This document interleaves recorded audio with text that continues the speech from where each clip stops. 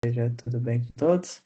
Eu sou o William Oliveira, sou Quality Engineer aqui na Academia da UVA e hoje nós vamos estar falando sobre o que há na era dos agentes de IA, como automatizar, escalar e evoluir os nossos sistemas, os nossos projetos e tudo aquilo que nós fazemos com o que há no dia a dia, seja relacionado a a QA funcional, a QA automation e tudo aquilo que podemos fazer, seja DevOps, tudo aquilo que a IA pode nos ajudar a ser melhor no nosso dia a dia. Hoje nós vamos ver aqui. É, como eu acabei de falar, muitos aqui já me conhecem, mas trabalho na área de qualidade já fazem 14 anos, então eu tive a oportunidade de passar aí por todas as etapas de qualidade, seja dos projetos Waterfall antigamente, onde o QA era aquele gatekeeper no final do projeto e acabava tudo sendo enrolado, porque o projeto nunca entregava, eram muitos bugs, porque a gente só entrava no final, e depois passei por toda a trajetória do Agile, do Scrum, de DevOps, e hoje mostrando um pouquinho mais de como a IA está revolucionando e mudando o nosso dia a dia, para que podemos fazer as cenas melhores do que nós fazíamos antes, né?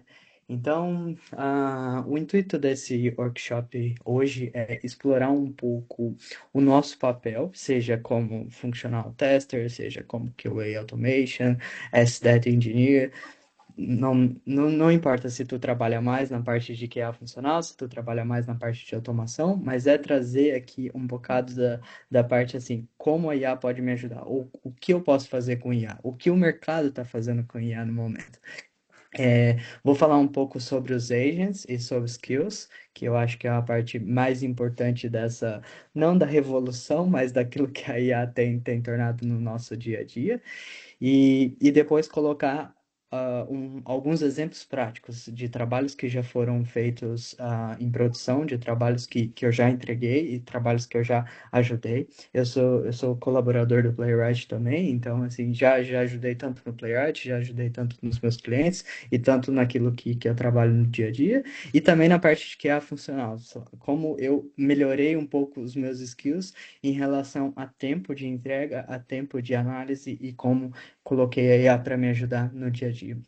E depois, é claro, um desafio técnico, então toda a gente pode me enviar e eu vou revisar, vou ter todo o gosto de falar, de colocar melhorias nisso. Não vai ser nada de sete cabeças, mas pelo menos assim o básico, o que que eu preciso aprender com IA para mudar o meu dia a dia. Vocês vão aprender depois. Espero que vocês aprendam depois desse workshop, né? É, aqui, antes de começar essa parte do QA e agentes de IA, quem aqui hoje já trabalha com IA no dia a dia, que tem utilizado IA de uma forma efetiva, não só apenas como chat GPT, por exemplo, mas como um pair program ou alguém que analisa os seus dados? Acho que tem três, quatro, cinco pessoas que levantaram a mão. Querem dar algum exemplo?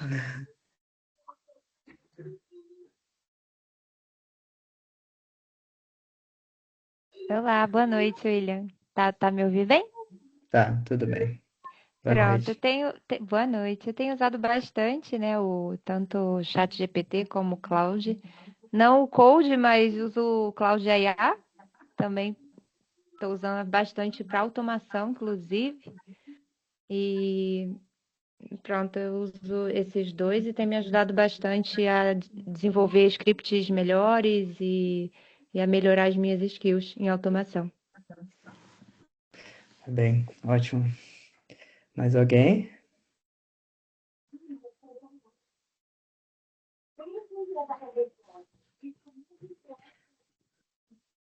Não fiquem tímidos, podem falar.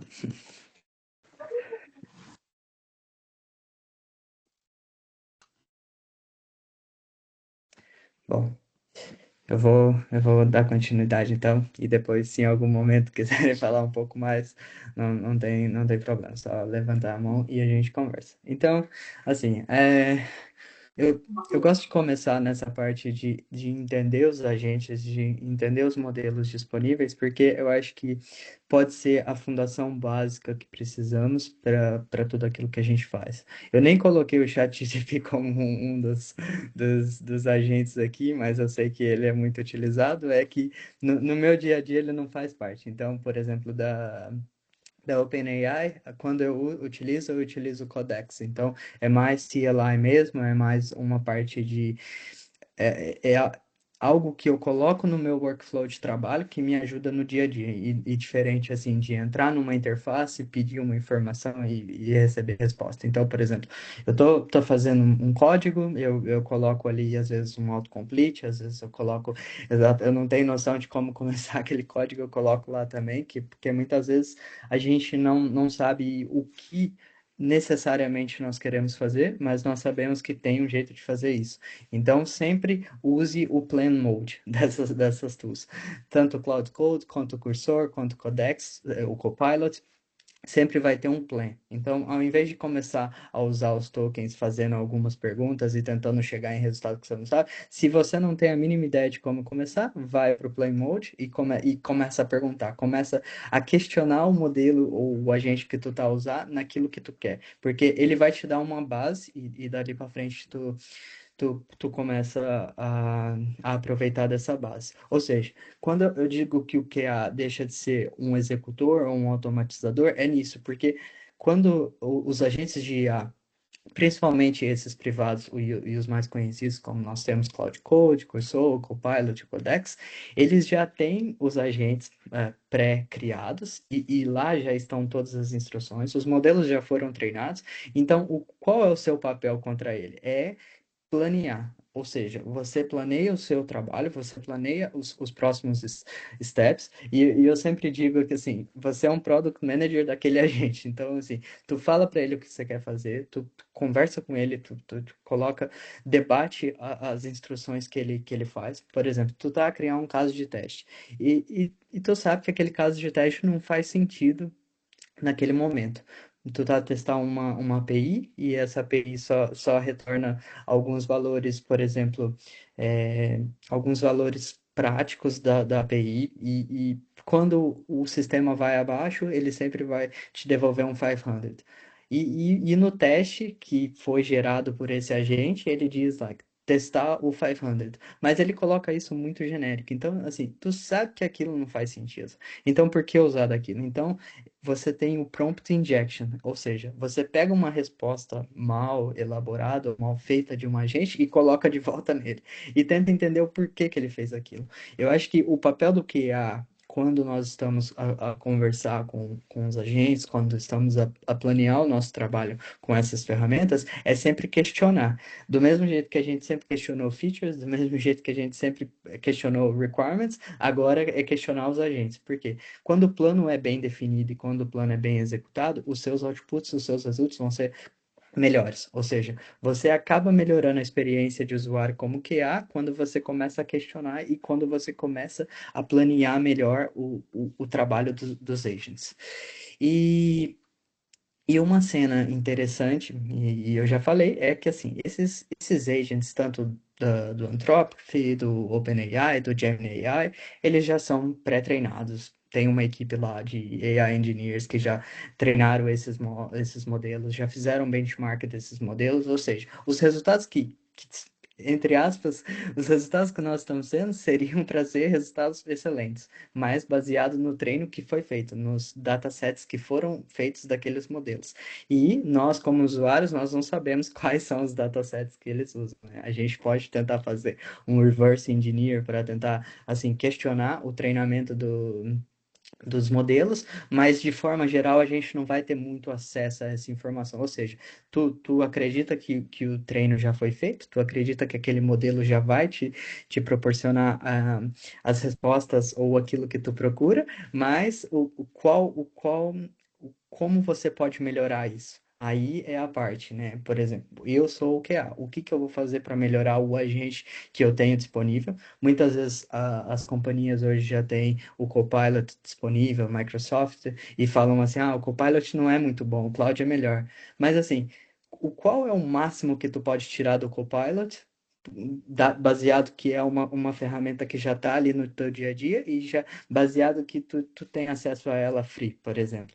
Então, assim, eu acho que na nossa área, é claro, para geração de código, vão ter alguns agents que são melhores que os outros. Para geração de ideias e de planos, vão ter uns agents que são melhores que o outro, mas a principal ideia para nós é assim, o como abstrair o máximo desse agent ou o máximo dessa ferramenta que eu tenho disponível com o meu conhecimento. E aí que entra o papel do QA, que é criar esse conhecimento, ou pelo menos compartilhar o teu conhecimento com os agents e fazer ele trabalhar para ti. Então, no começo, quando eu coloquei que os agents testar como tu, é assim, o que que você precisa compartilhar para ele para que ele comece a reagir da maneira correta ou da maneira que tu espera, para que os resultados sejam mais próximos daquilo que tu já fazia manualmente ou pela tua automação. E aí, isso tudo são assim, os agents, então, nós temos os modelos, aí os modelos vão ser baseados naquilo que eu falei, que é como as empresas treinam os modelos, como que são disponíveis para a gente, mas qual que é a nossa parte, qual que é o, assim, não qual que é a nossa parte, é claro que a gente pode trabalhar nos agents também, mas essa é uma parte, assim, eu digo mais avançada.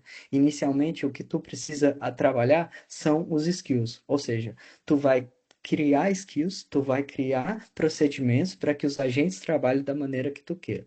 Então, por exemplo, é, a, desculpa, ah, nós ouvimos aqui que estamos utilizando a IA para automação de teste, para geração de código, para melhorar as skills de automação, e isso, né?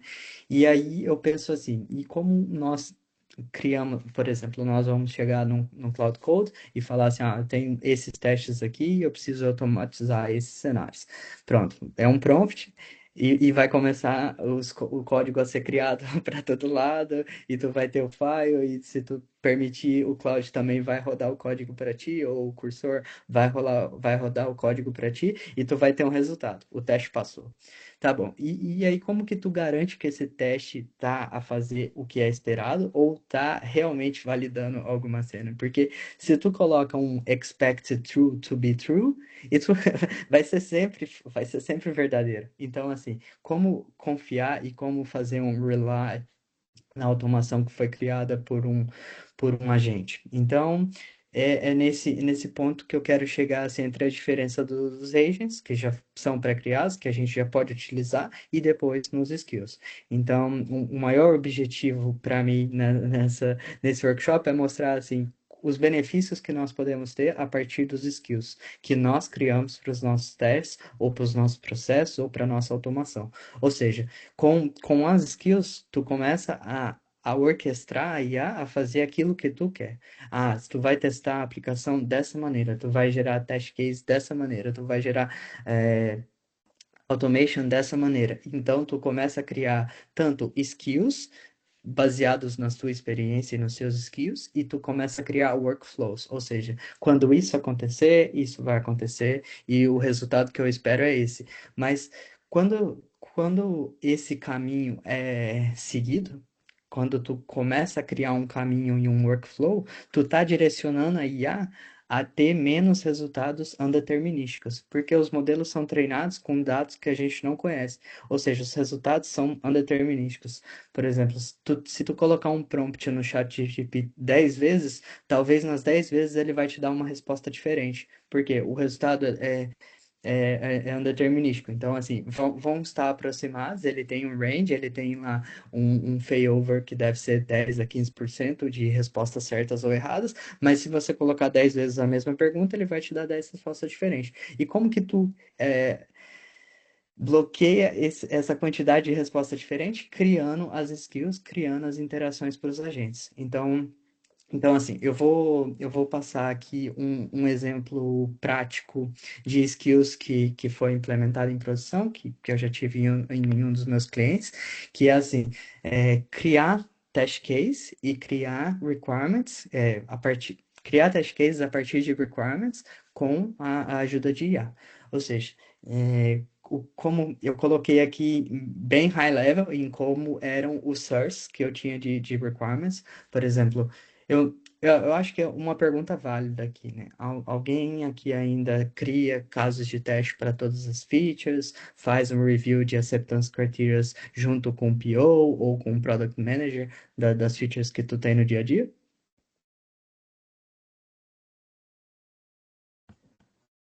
Sim, eu tenho feito isso ainda. Claro que eu uso a IA para gerar, né? Eu criei uma ferramenta em Python para gerar, ela lê os requisitos. Eu uso o MCP do Gira para acessar os requisitos. Eu gero os casos de teste com o Cloud e peço para o Codex revisar. Eu estou usando esse fluxo hoje em dia. Tá. E aí, nesse fluxo, todo o processo aparenta ser feito pela IA, correto? E tu só vai ter o resultado final lá dos test cases ou do acceptance criteria, correto? Correto, exatamente. É, sim. Eu acho que esse é um ponto muito importante, que foi o ponto que eu comecei a pensar em como a IA podia ajudar. Porque no seu caso, tu ainda usa duas ou três IAs diferentes, está usando MCP, então está conectado, já é um processo um pouco mais refinado comparado com muita gente que eu vejo que só copia, cola e espera ver os resultados lá para poder colocar no caso de teste. Mas assim, o que o plano em si, o caso de uso em si era bem similar. O que acontecia? Nós tínhamos um grupo de SDETs e QAs na empresa e éramos em 9 ou 10 squads e muitos desses squads não tinham uma pessoa responsável, ou não responsável pela qualidade, mas que orquestrava e que ajudava os devs a melhorar a test coverage e cenas do gênero. Então, qual que foi o caso de uso para esse skill em particular? Foi que os squads que não tinham QAs poderiam absorver o conhecimento dos QAs que existiam na empresa e, e ter um feedback um pouco mais rápido durante o processo de criação de testes, durante o processo de acceptance criteria, antes das features começarem. Então, quais eram os inputs em si? Eram os mesmos mencionados. Nós tínhamos o Gira e o Confluence, então nós tínhamos requisitos e acceptance criteria no Confluence, os tickets no Gira, e às vezes tinha, por exemplo, alguma Solution Architect que colocava alguns diagramas da arquitetura do produto ou da arquitetura do back-end ali no Gira. Nós tínhamos os designs tanto para mobile quanto para front-end no Figma, e nós tínhamos lá o código no GitLab. Na altura era GitLab ainda.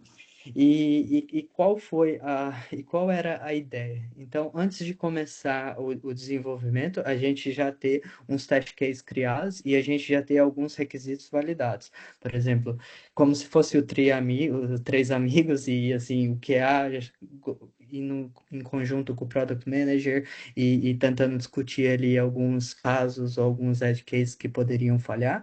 Então, assim, e o que nós percebemos era, quando nós colocávamos todos esses sources junto e criávamos os requisitos apenas validando o que a IA nos mandava, os resultados eram ok. Assim, nós tínhamos lá 10, 15, 20 test cases, mas assim, muito high level happy path para as funcionalidades, coisas que seriam certamente tranquilas de serem testadas, alguns casos negativos e alguns casos, por exemplo, um edge case para page refresh, porque sei lá, a IA decidiu naquele momento que seria interessante fazer isso. Mas o que isso causava? Causava que a qualidade dos testes eram muito rasa, ou seja, quando os squads que não tinham QA começavam a utilizar esses testes, a- a- eles testavam as features, eles faziam alguma automação, porque eles não tinham QA, então os devs faziam automação baseado naqueles testes e deploy para produção, e aí bugs.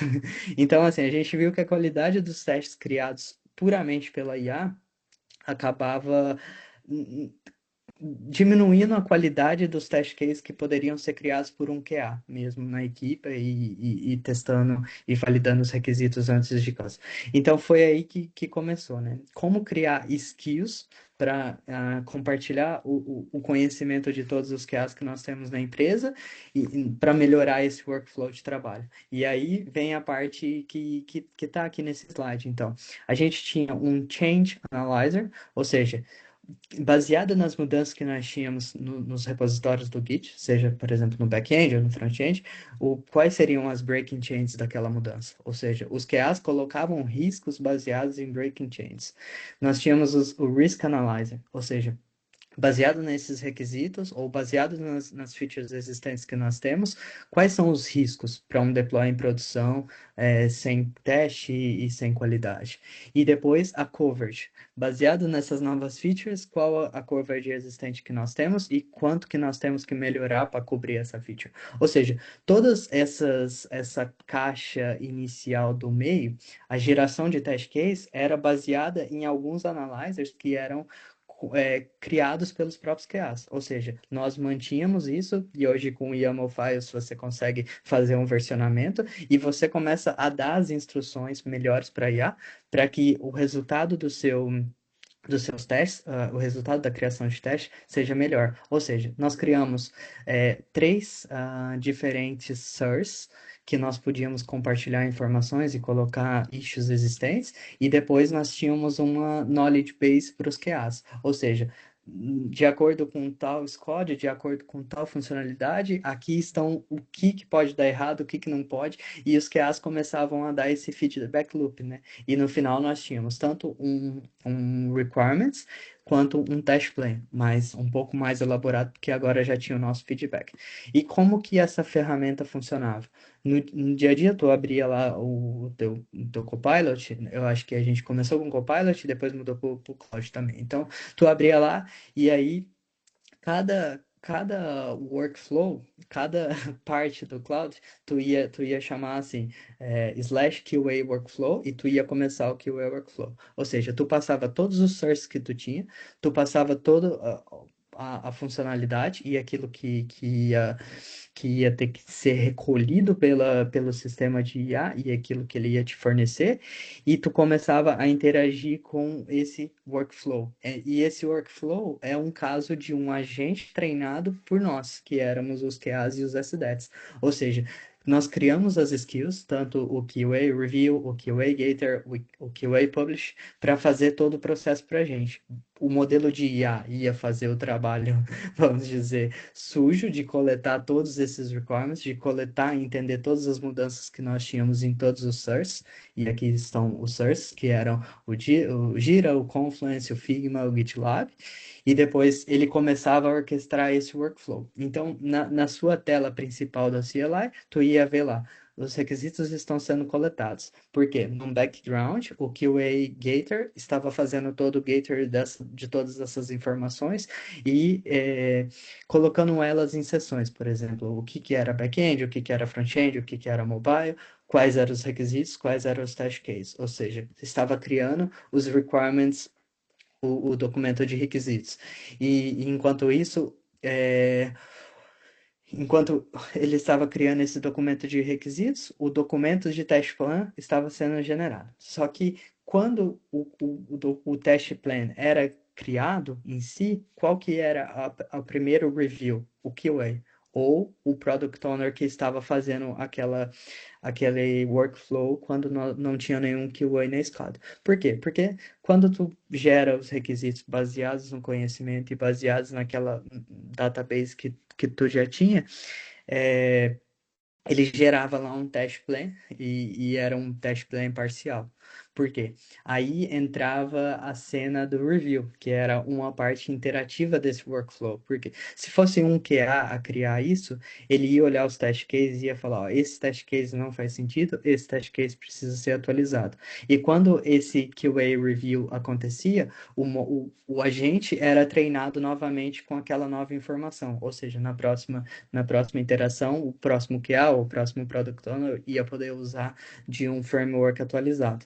E depois, no final, nós tínhamos um publish, que era só para colocar os test cases no case, que era a nossa ferramenta, e adicionar os novos conhecimentos para a base. Ou seja, nós criamos um workflow completamente end-to-end, que automatizava tanto a criação e geração de requisitos, mas não dependendo apenas da IA, mas dependendo do conhecimento dos QAs e de todos aqueles. Eu lembro que tinha, por exemplo, alguns stakeholders do mercado financeiro e eles diziam predições e cenas do mercado, que, por exemplo, no bull market acontecia tal coisa, né? E quando isso acontecia, nós tínhamos que olhar esses riscos e todas essas informações externas nós colocávamos como feedback na CLI do framework e o framework estava sendo sempre atualizado. Ou seja, nós automatizamos com IA o processo de criação de testes e análise de requisitos. Então, se essa task durava 3, 4, 5 dias para acontecer,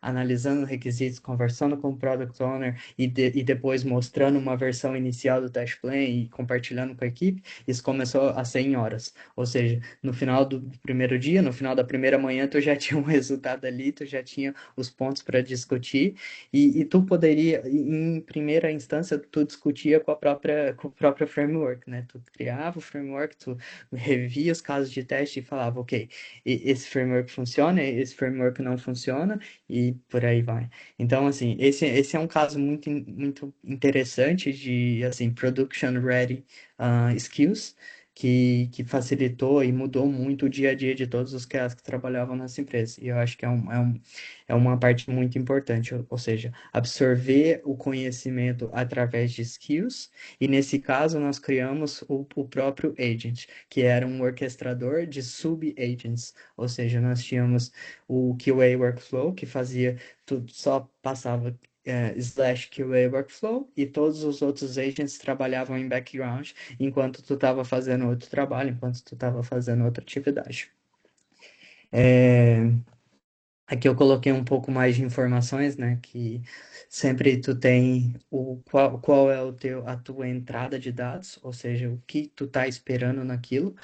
E porque quando a parte que eu disse de sempre fazer o plan mode com as ferramentas de IA é por isso, porque primeiro tu precisa planear como que esse workflow, como que esse agent foi criado. Foi a partir de uma dor ou de um processo que era falho por várias equipes. Ou seja, no plan mode nós colocamos todas essas informações. Então você tinha um overview, você escrevia o máximo que precisava ali no plan mode para quê? Para criar um workflow a partir disso, que ia fazer isso, ia fazer isso, ia fazer isso. A primeira versão não tinha um orquestrador, e o que isso causou? Aí é uma segunda parte que eu posso falar sobre skills e agents. Quando tu não delega funções corretas para a IA, ela vai fazer o que acha melhor. Ou seja, enquanto a gente colocava os requisitos lá, ele já estava gerando test case. Às vezes os test cases estavam gerados, mas o requisito nem estava gerado. Ou seja, não tinha uma ordem, não tinha um fluxo de trabalho. Então nós fizemos lá, eu fiz a subdivisão do fluxo de trabalho. Qual que é a primeira etapa? É a geração de requisitos. Qual é a segunda etapa? É a geração do documento de requisitos. Qual a terceira etapa? A geração do documento de teste. E assim, para a gente que é QA, é fácil pensar steps to reproduce. Então, você pensa sempre assim, o que eu quero fazer e o que eu espero. E vai colocando no play mode, vai falando para IA ou para os agentes o que tu quer fazer, qual o resultado que tu espera. E assim, tu vai ter uma interação melhor, porque sempre aquele plano é criado, a primeira versão está disponível e tu vai interagindo em cima dele e por aí vai. E aí acho que o feedback loop foi assim uma parte extra que veio depois, por quê? Porque muitas pessoas e muitos membros da equipe começaram a usar o framework em si e eles colocavam informações adicionais, falavam assim, troca esse caso de teste, não faz sentido para o que a gente quer agora, vai ser só um MVP, então a gente pode reduzir isso. Porém, a IA não absorvia isso, e na próxima interação ela estava lá, colocar mais 30 test cases, e sendo que esses test cases não faziam sentido. Ou seja, colocar um feedback loop é a maneira que você pode vamos dizer, continuar treinando o seu modelo, continuar treinando aquilo que tu quer fazer, se as cenas mudarem ou se você tiver um resultado esperado. Eu não sei, assim, acho que nós tivemos um participante só que conversou, que falou sobre isso, mas tem alguém aqui que faz esse tipo de fluxo ou que seria interessante ter automação em algum fluxo de trabalho?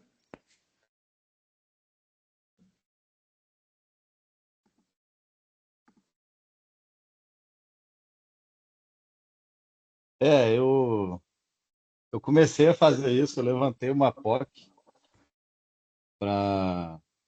Comecei semana passada a usar o Playwright integrado, criei lá um agente, um planner, e pedi para ele escrever os casos de teste. Eu passei os casos de teste que eu já tinha escrito e pedi para ele passar para Playwright. E usei o MCP dele também para acessar a minha plataforma e ele leu os, os data sai, né, que tem lá dentro, os elementos, e escreveu o teste. O que que eu percebi? Eu percebi que eu precisava melhorar a minha questão de orquestração ali dos meus agentes e a questão de gastar tokens também. Eu tô gastando muito. Então, é o meu feedback para isso. Eu acho que um ponto muito importante, obrigado, Domingos, pela participação. Acho que um ponto muito importante em relação ao token consuming, aquilo que tu tá usando de token, é a ideia por trás da criação dos skills. Ou seja, quando eu acho que foi até falha minha não falar isso no começo, mas quando eu disse que a IA gera resultados não determinísticos em cada pergunta, em cada cena que tu faz, se tu testar ela várias vezes, se tu manda 10 prompts diferentes, ela vai te dar 10 respostas diferentes. Então, assim, o consumo de tokens está relacionado aos fluxos de trabalho que nós temos. Ou seja, se nós só fazemos perguntas e esperamos resultados, o consumo vai ser alto. E quando começa a ter, por exemplo, tem um pouco a parte de teste de AI, de modelos de AI, ou seja, prompt injection, red team, ou seja, quais são as cenas que estão a quebrar esse modelo. E uma das cenas mais interessantes que eu tenho visto assim nos últimos 3, 4 anos trabalhando bem perto de IA é que quanto maior o contexto que tá no trabalho, mais errado vai ser, mais hallucination vai ter nos modelos. Ou seja, tu tem que sempre pensar muito bem no contexto que a IA está trabalhando. Se tu providencia, por exemplo, 20% de informação para ela, ela vai trabalhar com aqueles 20%. Mas no final de 3 horas, esses 20% já são 68% de context. Ou seja, ela já adicionou muitas reviews de trabalho ali e o contexto está grande. Então, uma coisa que eu sempre faço, e eu acho que eu não coloquei nos slides, mas que é muito comum, é você fazer um clear ou você fazer um compact. Sempre que o contexto passa de 60%, de 70%, já faz um clear ou já faz um compact. Por quê? Existe uma técnica mais, mais avançada de IA que chama context switching, que é você criar alocações de memória para aquele contexto. Por exemplo, se ele já está em 70%, se ele já está em 65%, tu vai salvar ele em uma outra pilha para que depois ele possa ser acessado em memória, mas não na conversa. Porque sempre que o contexto, principalmente depois que passa de 80%, tu vai começar a ter muito hallucination e respostas que não são tão boas do modelo. Então, sempre que tu tiver a oportunidade de fazer clear, de fazer compact, tu vai usar o top do modelo e não aquela conversa que já está um pouco de garbage e começa a ser inútil. Mas a parte do uso de token em si é isso. Como o contexto é muito amplo, a sua pergunta, a sua teste está sempre ali, mas assim, por exemplo, é, tu conectou com o Playwright MCP e aí ele já fez a leitura, então ele já ganhou alguns conhecimentos na leitura da tua aplicação. E, e depois disso, o que que ele fez? Ele absorveu essa informação. Porém, ele não tem um script, ele não tem um skill, ele não tem um follow-up para prosseguir. Ou seja, na próxima vez que tu perguntar de novo, ele vai fazer a mesma cena. Ele pode até, por sorte, pegar na memória alguma cena e fazer, mas ele vai tentar usar o mesmo caminho para reaprender esse processo. Ou seja, se tu cria skills, se tu cria workflow, se tu cria sub-skills para aquelas atividades, você está direcionando o caminho, ou seja, não precisa gastar aquele tanto de token novamente. Eu lembro que essa cena do QA Workflow, a primeira versão que não tinha sub-agents, gastava muito token também. E eu devo ter atingido a quota do Cloud Code da empresa assim, umas 3, 4 vezes na semana, e até que eles me colocaram para ter token só na semana seguinte. Então foi aí que veio a motivação de distribuir esse flow para sub-agents e então diminuir bastante o consumo. Ou seja, sempre que tu tá a gastar muito token e que tu tá a fazer as coisas, pensa o que tá sendo repetitivo e aquilo que tu pode colocar em skill. Então, o conjunto de skills vai ser uma maneira de guiar a IA para fazer coisas melhores.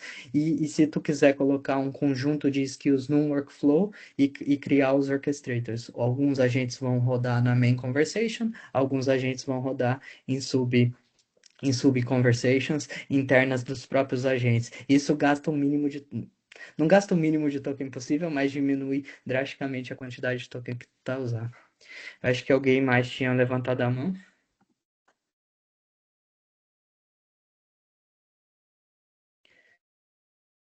Se quiser. Eu sobre. Estão me ouvindo bem? Tá, tô sim. Uma das coisas que eu percebi que gasta muito token também é conversar com a IA em português. Né? Porque acaba que ela vai converter lá para inglês e depois fazer o processamento. Então, hoje, dentro do meu escopo, todos os workflows, todos os skills, tudo que a gente faz, que pode, né? Que às vezes tem algumas coisas que precisam estar em português, a gente fez tudo em inglês. Então, a gente também percebeu uma diminuição muito grande no consumo de tokens.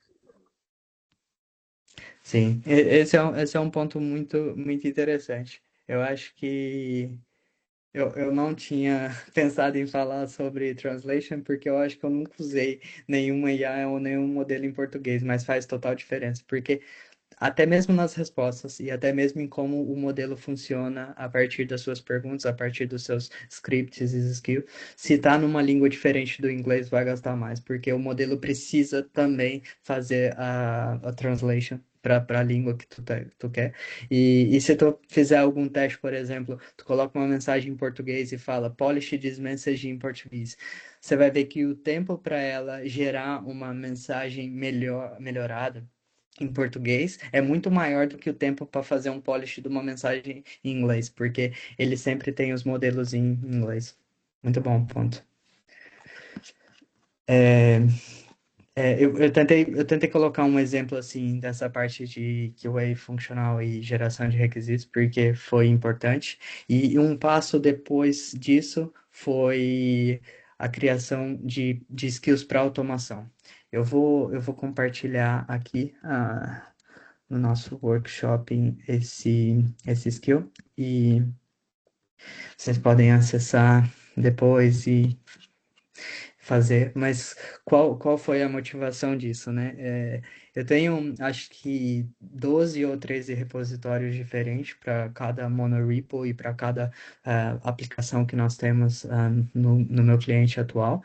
E o que que acontece, né? Quando eu entrei, a equipe não tinha um QA já fazia mais de, sei lá, 6 meses, 7 meses. Eram só os developers a fazer alguns testes, alguns happy paths, e a consequência disso eram muitos issues em produção, especialmente se tratando de um checkout, né? Ou seja, tinha pagamento, tinha muito pagamento sendo duplicado e cenas a falhar e coisas do gênero. Então, assim. Quando eu entrei e comecei a ver todos esses monorepos e, e as diferentes estratégias utilizadas com o Playwright dentro da empresa, eu pensei assim, como que eu vou dar manutenção para tudo isso? Ou seja, como que eu vou manter tantos repos com diferentes estratégias? Alguns tinham page object, outros tinham page factor, outros tinham nada, era tudo escrito em plain text, só os scripts digitais com o Playwright direto, ou seja, instanciava o Playwright, fazia o teste, tirava o Playwright. Por quê? Porque foi feito assim, do jeito que deu, a equipe não tinha alguém responsável, mas pelo que estava a correr, estava dando os resultados que precisava, ou seja, eles tinham o mínimo feedback durante os pipelines, durante os deploys, então era o que tinha. Então, qual foi a minha motivação, né? Assim, primeiro, eu precisava dar manutenção em muitos repositórios diferentes, com várias practices diferentes e com várias implementações diferentes. Então eu pensei, eu vou criar um modelo que é aquilo que eu quero que seja implementado nesses repositórios. Ou seja, o Playwright, como que ele vai fazer, como que tu vai fazer o setup e o teardown do Playwright em cada repositório? Como que tu vai fazer setup e teardown de authentication? Como que tu vai fazer o page object ou o page factor, se for um monorepo mais simples, um single page application de front-end que não tem tantos reloads and refresh, ou seja, e para cada uma dessas arquiteturas, para cada um desses repos, e como que eu vou fazer os testes de API? Ou seja, então tinha, assim, as variáveis eram muito grandes e era um modelo tradicional de trabalho que, tipo, tu chegava no começo do dia, ia ver os relatórios de teste que tinham ocorridos na noite passada, viam que tinha muitos testes flake, viam que tinha muitas falhas, tu começava a ver, era teste ou era cenas tipo timeouts, hard timeouts, ou seja, não tinha good practice, não tinha um padrão de design patterns estabelecidos para automação e não tinha nada naquele repositório, em todos os repositórios. Ou seja, então a minha ideia foi assim, criar algo com o Playwright que eu possa reutilizar em todos os repositórios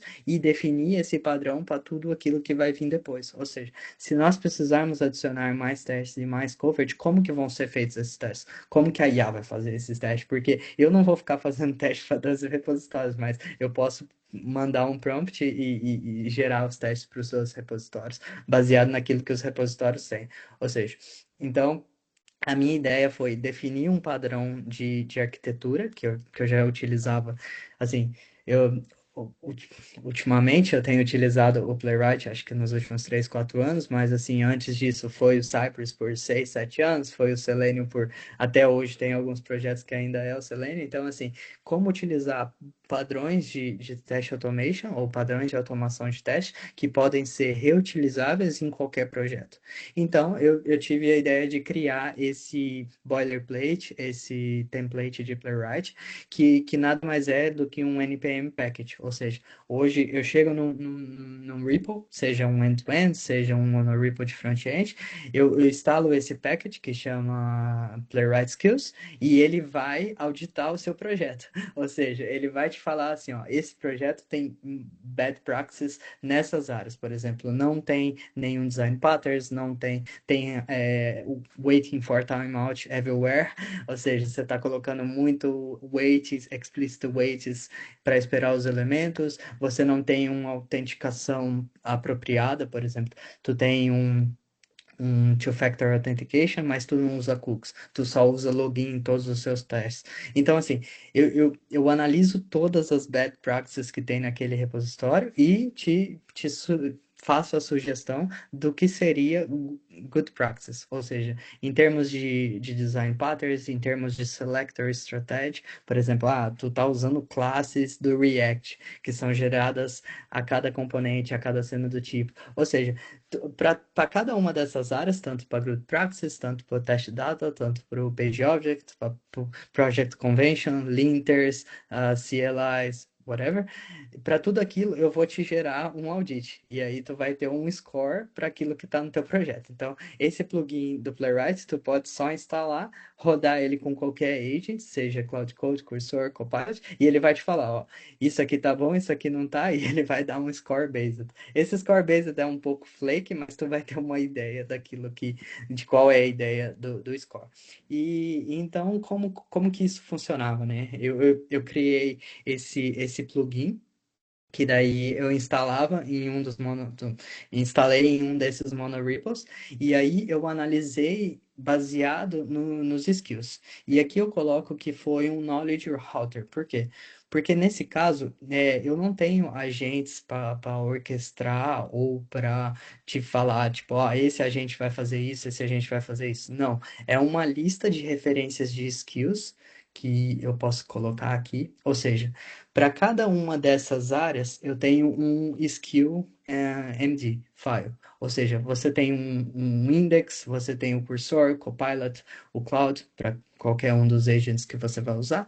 Aí você tem um skill que fala sobre os playwright patterns, um skill que fala sobre data strategy, um skill que fala sobre test review, ou seja, como que está a qualidade daquele seu teste, se tu está fazendo realmente os steps ou se tu está duplicando muito código, e depois um de test planning, porque, por exemplo, se tu tem um font, um resource source, vamos supor, nós estamos fazendo testes para um checkout. É um checkout de teste, mas você tem o checkout UI ou o checkout REPL, que é onde está o code base. Ou às vezes você trabalha no mesmo code base. Ou seja, baseado nisso, você pode colocar um planning na cobertura, um test generation na cobertura que tu tem do próprio código, e o Domingos aqui mencionou o Playwright MCP, é o que eu estava utilizando antes de ver o Playwright CLI, porque o Playwright CLI gasta ainda muito menos tokens do que o próprio MCP. Então, as interações são mais rápidas e tu acaba gastando muito menos token. Então, eu coloquei esse plugin em todos os repositórios que eu tinha e eu começava a auditar esses repositórios, ou seja, o que está de bom e ruim nesse aqui e o que precisa ser melhorado.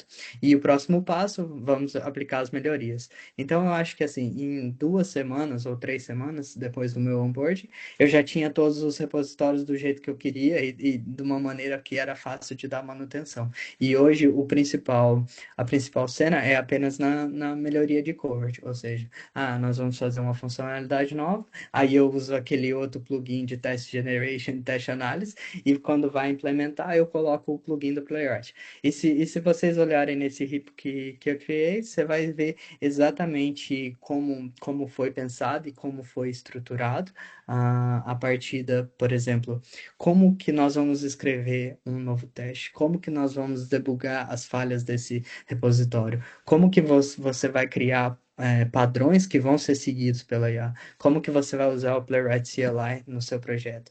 E então você dá todas essas instruções para a IA e a IA vai fazer tudo isso para você e depois tu vai ter os resultados.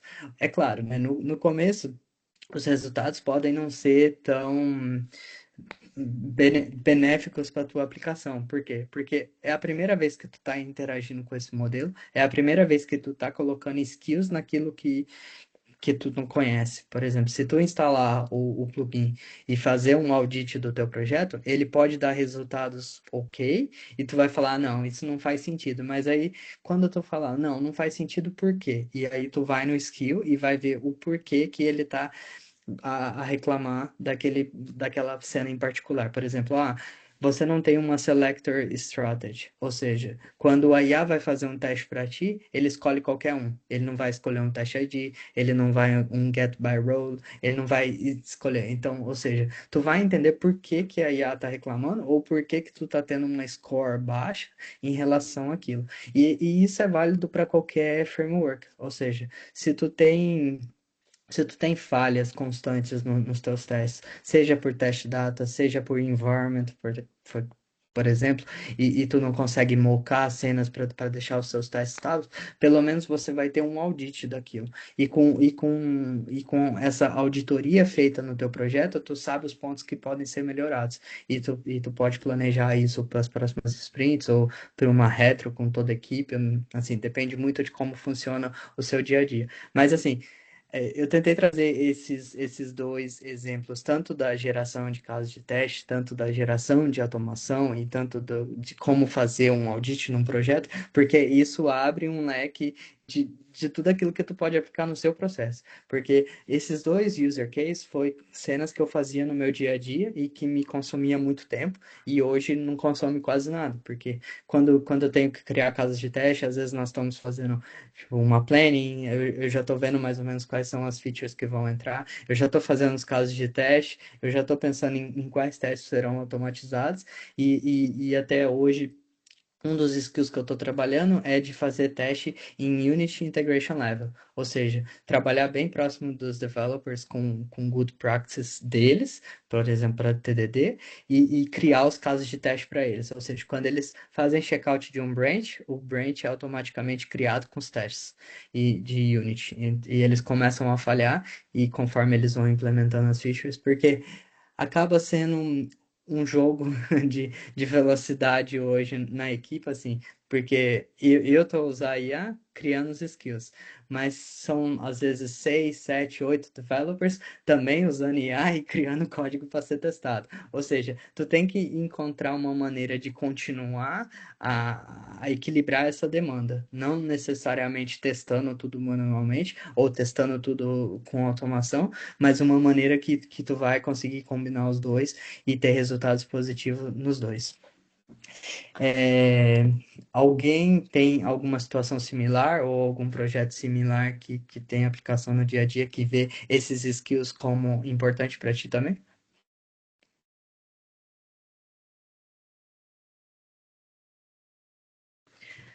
Né? Tá todo mundo muito tímido. Acho que o workshop não tá tão bom. Ô, William, que eu tô aqui só aprendendo tudo isso com você, é muita novidade. Sim, mas eu concordo, sim, e eu acho que é muito importante, e assim, dentro de tudo que você falou, inclusive passar para a equipe. Eu acho que isso chama muita atenção deles também, porque muitas vezes o que às vezes é deixar de lado e dessa forma consegue se integrar também.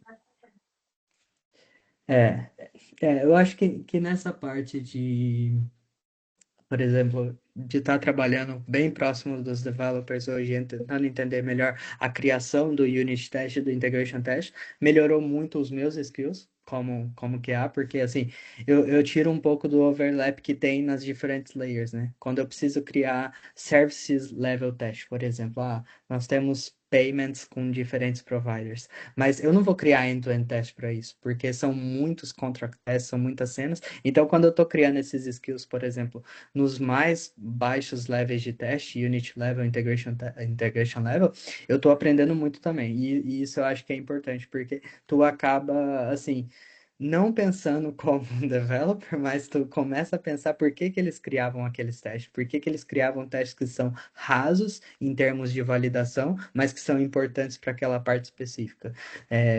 Tipo, isso ajuda bastante. Então, tu pode começar no nível mais alto, que é o nível que tu tem mais familiaridade, um end-to-end, um service level, e depois ir para os níveis mais baixos. Eu tenho um back-end que são em microserviços. Eu vou criar testes para os diferentes microserviços integrando entre eles. Eu vou criar testes só para esse microserviço. Que teste que eu preciso criar? Como vai ser contract test, vai ser API test, vai ser integration test? Tu começa a se questionar mais em qual seria a cobertura ideal para aquilo. E isso ajuda bastante. Sim, eu concordo. Obrigada. Não é nada. E aí eu coloquei aqui é claro, né, gente? Esse workshop, o intuito é só, assim, colocar algumas ideias que podem ser utilizadas no dia a dia e dar algumas situações que eu já tenho vivenciado e sei que, assim, já é recorrente em várias organizações hoje, que é essa parte de automação, de criação de teste, mas, assim, como fazer isso de forma efetiva, né? Então, assim, como eu trabalhei nessa essa parte de criação de test case e requisitos, como eu trabalhei nesse plugin do Playwright para fazer um audit da sua automação e da minha automação, e com good practices, mas isso vale para qualquer outra cena, né? Por exemplo, tu tem um projeto em Selenium. Onde estão as boas práticas de Selenium? Tu vai buscar as boas práticas, tu coloca numa skill e a skill faz o audit para ti. Então, assim, como eu vou melhorar o que eu tenho hoje com as ferramentas de IA? Como eu posso melhorar esse processo com as ferramentas de IA? É a partir de skills, é a partir de boas práticas, mas treinando a IA para fazer as cenas para ti e não fazendo tudo sozinho. E aí aqui eu até coloquei algumas cenas que eu tenho visto o pessoal trabalhar muito hoje, além dessa parte de criação de testes, de criação de automação, mas, por exemplo, o self-healing dos testes. Tu tem lá um pipeline que sempre tem flake test, que sempre tem umas cenas a falhar, e às vezes é environment, às vezes é teste data que não tá legal. Vale a pena fazer self-healing com IA? Isso eu acho, assim, tem muita gente falando que sim, eu acho um pouco perigoso, porque tu pode fazer fixa um teste que realmente está a falhar. Então eu acho melhor, assim, entender as falhas do que simplesmente só fazer um self-healing do teste. Até, assim, o Playwright, o Cypress, eles têm uns test executions repeats lá. Tu pode colocar, vamos executar 2 vezes para ter certeza que não falhou. Isso é um pouco mais, assim, no meu ponto de vista, é um pouco mais ok de se fazer, porque às vezes realmente foi o environment que estava slow, os recursos da AWS não tinham subido e o environment não estava preparado. Tu faz um repeat e o teste passa, ok. Agora, tu fazer um self-healing de teste, eu acho muito arriscado se o conhecimento não está necessariamente na tua mão, entendeu? Porque se tu tá fazendo um teste de end-to-end e tu tá a fazer fix do teste por causa de uma execução, eu não sei se o self-healing é realmente útil. Não sei se alguém aqui está a fazer ou está a trabalhar com cenas desse gênero com IA, mas eu acho bem arriscado. Aí, o que eu vi também, assim, recentemente foi dashboards com relatórios inteligentes sobre as suas execuções. Isso eu achei muito, muito bacana, porque, assim, a pessoa em si pegou um pipeline de, acho que 1 mês ou 2 meses, colocou lá todos os resultados com a IA e pediu para a IA analisar isso. E a partir dessa análise, ele colocou um plugin que fazia análise todos os dias para ele e mandava pelo Slack ou pelo Teams, eu não lembro. Mas assim, ele pegou os dados e treinou um skill para fazer a análise do pipeline e do dashboard dos test reports. Isso eu achei muito inteligente e muito eficiente também, porque tu tem lá as execuções toda noite e tu começa a ter uns insights. Isso aqui falhou porque o environment estava off. Isso aqui está a falhar bastante porque nós estamos tendo muitas mudanças em determinado repositório. Então, assim, a IA sendo inteligente a partir dos dados que ela tem, ou seja, tu não tá esperando um resultado undeterminístico. Você tá fazendo um loop para aquele modelo, colocando dados naquele modelo, e ele vai te falando aquilo que ele tá vendo. Isso eu acho um pouco mais tolerável a termos de, assim, não criar tanta complexidade, mas ter resultados bons com a IA. E o último que eu vi foi taxonomia de defeitos. É uma coisa que faz muito tempo que eu não via, assim, em QA e automation, que é, assim, entender as root causes, entender por que aqueles bugs estão acontecendo ou não. E isso foi feito com uma IA tanto do Jira, eles colocaram uma MCP no Jira e eles conseguiam avaliar lá a sprint, o projeto de 1 ano, tal, e pegou todos os defeitos, pegou tudo aquilo que estava acontecendo e criou essa taxonomia, ou seja, falou assim, as mudanças em determinados repositórios estão a causar sempre issues em produção. Por quê? E aí mostrava que a teste coverage não estava eficiente em tal ponto e que sempre tal teste estava a falhar no CI e sempre isso passava para produção. Então, eu achei essa ideia de analisar as issues que tu teve no passado de uma maneira inteligente muito eficiente também. Ou seja, essas equipes começaram a ter resultados que eram, vamos dizer, acima da média, porque eles entendiam onde estavam as falhas do produto, tanto para issues que eram recorrentes, tanto para issues que eram intermitentes, e tanto para issues que poderiam acontecer baseado nas mudanças que eles estavam tendo nos repositórios. Então, assim, mesmo é aquilo que eu falei no começo, né? Como que tu começa a orquestrar a IA para fazer aquilo que tu quer. Ou seja, se tu cria skills, tu coloca ela em determinados workflows e começa a ter resultado disso. E, consequentemente, aumenta a tua produtividade.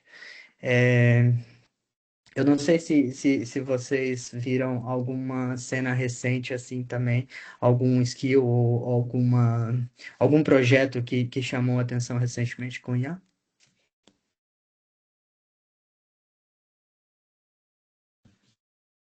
Bom, eu acho que não, então vou continuar.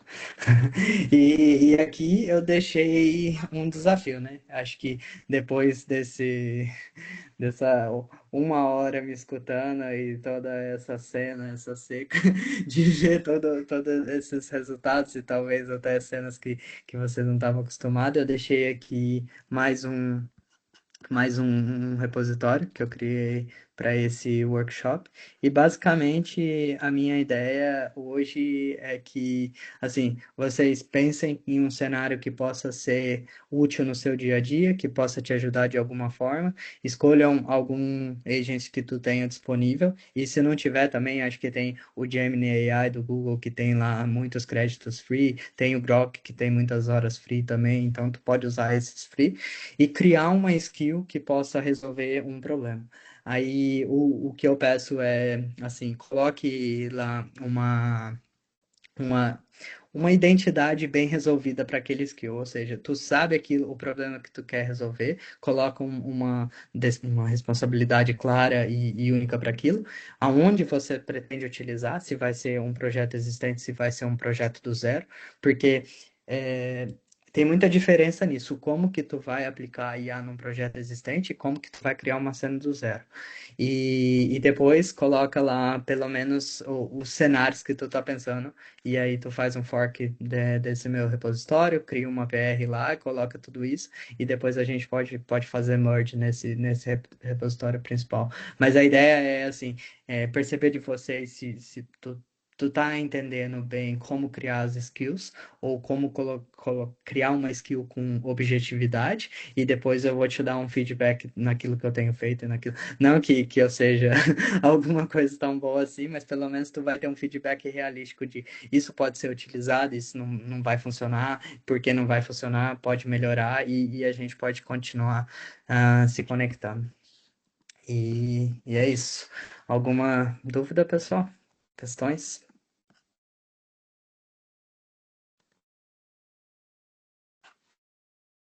Agradecer mesmo, William. Muito obrigada. Fernanda?